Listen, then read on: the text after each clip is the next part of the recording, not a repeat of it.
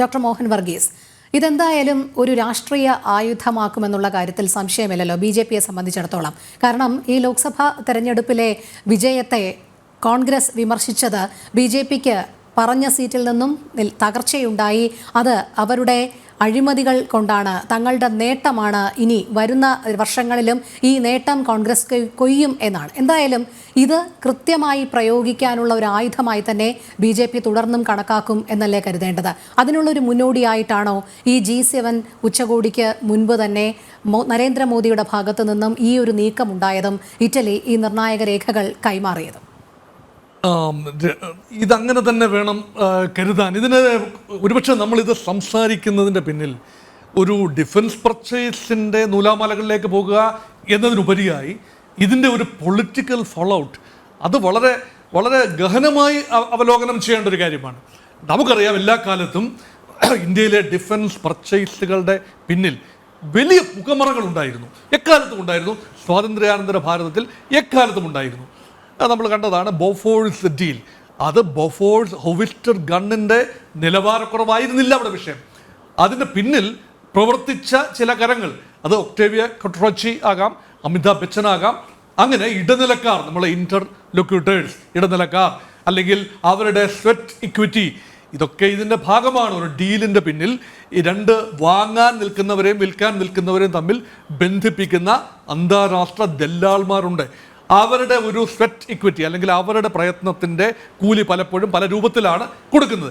ഇതൊക്കെ എല്ലാ കാലത്തും നടന്നിട്ടുള്ളതാണ്. അപ്പം ഡിഫൻസ് പർച്ചേസുകളൊക്കെ ശതകോടികളുടെയാണ് ഈ പർച്ചേസ്. അപ്പോൾ ബോഫോഴ്സ് വലിയ വിവാദമായി. അത് ശ്രീ രാജീവ് ഗാന്ധിയുടെ പതനത്തിൽ തന്നെ 1989 തെരഞ്ഞെടുപ്പിൽ കോൺഗ്രസ് പാർട്ടിയും രാജീവ് ഗാന്ധിയും പരാജയപ്പെടുന്നതിലെത്തി നിന്നു. അതിനുശേഷം അതേ കുടുംബത്തിൽ നിന്ന് തന്നെ സോണിയാഗാന്ധിക്ക് നേരെ ഇപ്പോൾ ആരോപണം ഉയരുകയാണ്. ഇത് ഈ ഘട്ടത്തിൽ ഞാനത് ആരോപണം എന്ന നിലയിൽ മാത്രമേ അതിനെ കാണുന്നുള്ളൂ. കാരണം ഇത് തെളിയിക്കപ്പെടേണ്ട കാര്യമാണ്. കാരണം ഇറ്റലിയിലെ ഒരു കോടതിയിൽ വന്ന ഒരു രേഖയിൽ പേര് സൂചിപ്പിക്കുന്നു എന്ന കാരണം കൊണ്ട് മാത്രം ഇംപ്ലിക്കേറ്റ് ചെയ്യുന്നത് ശരിയല്ല. കാരണം ഇന്ത്യയുടെ നീതിന്യായ വ്യവസ്ഥിതി ഇത് അന്വേഷിച്ച് ന്യായമായ കാര്യങ്ങൾ കണ്ടെത്തണം. പക്ഷേ ഇവിടെ അന്തർലീനമായിരിക്കുന്ന ഒരു വിഷയം എന്ന് പറയുന്നത്, ഒരു സീസറുടെ ഭാര്യ സംശയത്തിന് അതീതയായിരിക്കണം എന്ന ഒരു പഴഞ്ചൊല്ലുണ്ട്. അപ്പം അതിൻ്റെ കാരണമെന്ന് പറഞ്ഞാൽ ഇവിടെ ഒരു പബ്ലിക് മണിയാണ്. ഡിഫൻസ് പർച്ചേസിന് വേണ്ടി ഉപയോഗിക്കുന്നത് പബ്ലിക് മണിയാണ്. ഇവിടെ ഉന്നത രാഷ്ട്രീയക്കാരാണ് നയപരമായ തീരുമാനമെടുക്കേണ്ടത്. തീർച്ചയായും ഡിഫൻസ് എക്യുപ്മെൻറ്റിൻ്റെ പർച്ചേസ് ആവശ്യമായി വരുമ്പോൾ അതിൻ്റെ റിക്വയർമെൻറ്റ്സ് കൊടുക്കേണ്ടത് ഈ സൈനിക വിഭാഗത്തിൽ നിന്നാണ്, കൺസേൺ മന്ത്രാലയത്തിൽ നിന്നാണ്. അവരതിന് എക്സ്പേർട്ട് കമ്മിറ്റിക്ക് വിടുകയും അതിൻ്റെ സ്പെസിഫിക്കേഷൻസ് നിർദ്ദേശിക്കുകയും ചെയ്യും. അങ്ങനെ നിർദ്ദേശിച്ച സ്പെസിഫിക്കേഷൻ ഇവിടെ 6000 അടി ഉയരത്തിൽ, അതായത് 6 കിലോമീറ്റർ ഉയരത്തിൽ പറക്കാനുള്ള ഒരു ശേഷിയുള്ള ഹെലികോപ്റ്ററുകൾ, അത് സൈന്യത്തിൻ്റെ കസ്റ്റഡിയിലായിരിക്കും. അപ്പം സൈനിക ഉപയോഗത്തിന് പോലും ഉപയോഗിക്കാൻ പറ്റുന്നതും, എന്നാൽ ആവശ്യമെങ്കിൽ ഇന്ത്യയുടെ ഉന്നത നേതാക്കളെ, പ്രസിഡന്റിനെയും പ്രധാനമന്ത്രിയെയും ഉൾപ്പെടെയുള്ള നേതാക്കളെ ട്രാൻസ്പോർട്ട് ചെയ്യുകയും ചെയ്യാനുള്ള മൾട്ടി പർപ്പസ് വെഹിക്കിൾസ് ആയിരുന്നു ഈ പറയുന്ന അഗസ്റ്റ വെസ്റ്റ്ലാൻഡിൻ്റെ വിമാനങ്ങൾ. AW101 ഇതാണ് വിമാനത്തിൻ്റെ സ്പെസിഫിക്കേഷൻ. അങ്ങനെ 12 വിമാനങ്ങൾ, ഇതിൽ 3 എണ്ണം ഡെലിവർ ചെയ്തു എന്നാണ് രേഖകളിൽ കാണുന്നത്. അതിനുള്ള പണം ഈടാക്കുകയും ബാക്കി തുക ഇന്ത്യക്ക് തിരിച്ച് വാങ്ങുകയും ചെയ്തതായിട്ടാണ്. അപ്പോൾ ഇവിടെ നഷ്ടമൊന്നും ഉണ്ടായതായി രേഖയില്ല. പക്ഷേ ഇവിടെ കിക്ക് ബാക്ക് ഇൻവോൾവ് ആണ് എന്ന് പറയുമ്പോൾ അത് രേഖകളിലാണ് കാണുന്നത്.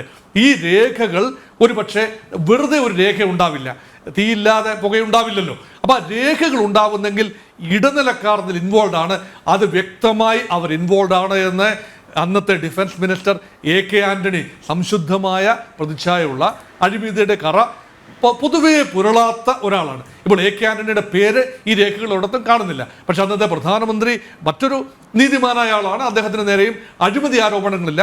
അദ്ദേഹത്തിൻ്റെ മന്ത്രിസഭയിലെ ഏറെ പേർക്കെതിരെ അഴിമതി ആരോപണങ്ങൾ ഉണ്ടായിരുന്നു. 2ാം UPA സർക്കാർ ഒരു നിറംകെട്ട പ്രകടനമാണ്. അതുകൊണ്ടാണ് അവർ 8 നിലയിൽ അന്ന് തോൽക്കാനുള്ള കാരണവും അത് തന്നെയാണ്. പക്ഷേ ആന്റണിക്കും മൻമോഹൻ സിംഗിനും ഒരു ഇന്ത്യയുടെ ദേശീയ ഒരു ചിത്രത്തിൽ ഒരു പ്രതിച്ഛായയുണ്ട്. പക്ഷെ ആ കാലത്താണ്, 2ാം UPA സർക്കാരിൻ്റെ കാലത്ത്, ആന്റണിയുടെ കാലത്ത് നമ്മൾ പറയുമായിരുന്നു ഡിഫൻസ് പർച്ചേസുകളെല്ലാം തലനാരിഴ കീറി എല്ലാം പരിശോധിച്ചതിന് ശേഷമാണ്, എല്ലാ പഴുതുകളും അടച്ചിട്ടാണ്, അങ്ങനെ കോഴയ്ക്കൊന്നും സാധ്യതയില്ല എന്ന് പറഞ്ഞിരുന്ന കാലത്താണ് ഇത് നടന്നിരിക്കുന്നത്. കാരണം 2010 ഡീല് ഉള്ളത്. അന്ന് ആന്റണി ഡിഫൻസ് മിനിസ്റ്ററാണ്. എന്നാൽ ഇത് ഇറ്റലിയിലെ കോടതിയിൽ ഈ വിഷയം വന്നില്ലായിരുന്നു എങ്കിൽ ഒരുപക്ഷെ ഇത് ഇന്ത്യയുടെ ഒരു രഹസ്യാന്വേഷണ വിഭാഗമോ അല്ലെങ്കിൽ 2014 അധികാരത്തിൽ വന്ന മോദി സർക്കാരോ ഒന്നുമല്ല ഇത് പുറത്തു കൊണ്ടുവന്നത്. ഇതിനെ ഉത്തരവിട്ടത് AK ആന്റണി തന്നെയാണ്. CBI അന്വേഷണത്തിന് ഉത്തരവിട്ടത് AK ആന്റണി. അപ്പം അന്നത്തെ UPA സർക്കാരിന് പ്രത്യേകിച്ചും നേരിട്ട് മറക്കാനൊന്നുമില്ല എന്ന് വേണമെങ്കിൽ അത് പറയാം. കാരണം അല്ലെങ്കിൽ അവർ അങ്ങനെ അന്വേഷണത്തിന് ഉത്തരവിടില്ലല്ലോ. പക്ഷെ അവിടെ അന്വേഷണം ചെന്ന് എത്തി നിൽക്കുന്ന അന്ന് ഇറ്റലിയിലെ കോടതിയിൽ എന്താണ് സംഭവിച്ചത് എന്നതും ആരുടെ എല്ലാം പേരുകളാണ് അവിടെ രംഗത്ത് വന്നതും എന്നും നമുക്കറിയില്ല. ആകെപ്പാടെ അറിയാവുന്നത് അന്നത്തെ കോടതിയുടെ വെളിയിൽ വന്ന കാര്യമെന്ന് പറയുന്നത് അഗസ്റ്റ വെസ്റ്റ്ലാൻഡിൻ്റെ CEO ആകട്ടെ അല്ലെങ്കിൽ ഫിൻ മെക്കാനിക്കായുടെ മാനേജിംഗ് ഡയറക്ടർ ആയിക്കോട്ടെ ഇവരുടെയൊക്കെ പേരുകൾ മാത്രമാണ് അന്ന് വന്നത്. പക്ഷേ ഇവിടുത്തെ അഹമ്മദ് പട്ടേലിൻ്റെ ഉൾപ്പെടെ MK നാരായണൻ്റെ ഉൾപ്പെടെ സോണിയാഗാന്ധിയുടെ മൻമോഹൻ സിംഗിൻ്റെയും ഉൾപ്പെടെ പേരുകൾ ഒരു ഡയറിപ്പടി ഒരു കുറിപ്പടി എന്ന രൂപത്തിൽ ഈ കേസ് പേപ്പേഴ്സിനോടൊപ്പം എൻലിസ്റ്റ് ചെയ്തിരുന്നു, അറ്റാച്ച് ചെയ്തിരുന്നു. അത് ഇപ്പോൾ വെളിയിൽ വന്നിരിക്കുകയാണ്. അതിൻ്റെ പിന്നിൽ എന്തെങ്കിലും ന്യായമുണ്ടോ സത്യമുണ്ടോ?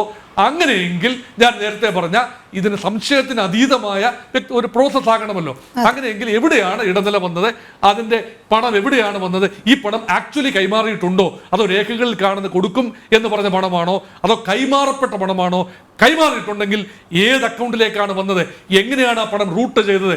ഇതെല്ലാം അന്വേഷിച്ച് കണ്ടെത്താൻ നിലവിലുള്ള CBIയുടെയും നിലവിലുള്ള EDയുടെയും കേസുകൾ മുന്നോട്ട് കൊണ്ടുപോകുന്നത് മാത്രമാണ് കരണീയമായ കാര്യം. അല്ലാതെ ഒരു കൂടുതൽ പുകമറ സൃഷ്ടിച്ച് ഒരു രാഷ്ട്രീയ മുതലെടുപ്പിനോ അല്ലെങ്കിൽ വിക്ടിം കാർഡ് കളിക്കാൻ കോൺഗ്രസിനോ രാഷ്ട്രീയ മുതലെടുപ്പ് നടത്താൻ BJPക്കോ ഉള്ള അവസരമല്ല. മറിച്ച് രാജ്യത്തിന് അറിയാനുള്ള അവകാശമുണ്ട് എന്താണ് നടന്നതെന്നുള്ളത്. ആ രീതിയിലേക്ക് വേണം പാർലമെന്റിൽ വരാൻ പോകുന്ന ചർച്ചകളും ഇപ്പോൾ ലഭിച്ചു എന്ന് വരുന്ന രേഖകളും അതിനുവേണ്ടി വേണം ഉപയോഗിക്കാൻ എന്നാണ് എൻ്റെ അഭിപ്രായം. അതെ.